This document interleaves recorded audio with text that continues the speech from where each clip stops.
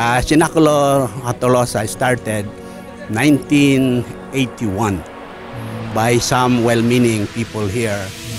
Ngunit sa pagdating ng 1984, namatay po ang Kristo namin. Nakat po ito kasi nagka-problema kami ng cast character, isa na yun si Jesus. Kaya everybody was demoralized, hindi na nag-present. So nahirapan po kami paghanap kung sinong papalit kay Jesus. Pero since that time in 1987, there was very little attempt because we couldn't find the one who would play the Cristo until now. Kasi this year is also the 150th anniversary of Tolosa as a municipality. And as we were discussing what to do, the mayor came about to suggest, why don't we present the Sinaculo? And so we were all discussing it. Of course, I requested to the Sinaculo Association na i-revive po natin yung Sinaculo. So yun, sinuportahan din kami ng our parish priest, Monsignor Alex Opiniano po. Ngayon, after 30 years, nabalik po ito. Was in 1987 with the great help, the encouragement of our parish priest, Reverend Monsignor Alex Opiniano.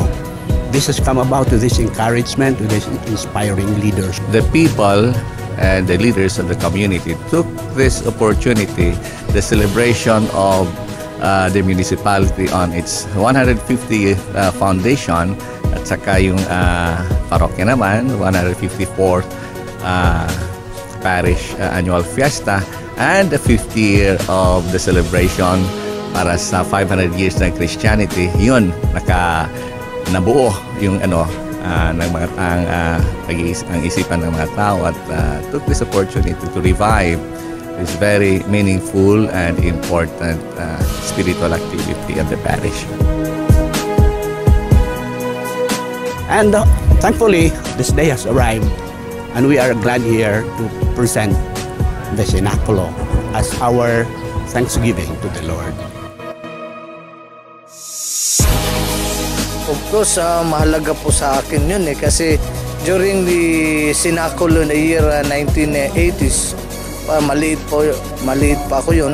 So sabi ko, kailangan po ito ma-revive para matandaan, malaman po yung mga tao, especially yung mga kabataan ngayon, malaman nila yung the passion and death of our Lord Jesus Christ.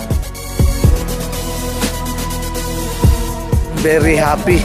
At least, sabi ko kanina, kahit maikli lang yung time for the preparation of this Sinaculo, ay na-capture din nila yung dapat malaman yung mga tao po dito sa Tolosa. Not only to the people of Tolosa, ang iba-iba pang mga tao na from the neighboring town of our municipality.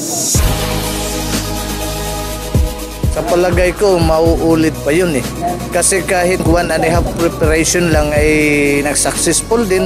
So lalo na for the next year, Sinaculo 2018, sigurado po ako matutuloy po ito kasi nandun po yung mga taga-Tolosa sumusuporta po. Not only from the people of Tolosa yung sumusuporta dito, kahit yung mga ibang tao po from the other towns na municipality ay marami pong natulong po nila dito lalo na sa financial po.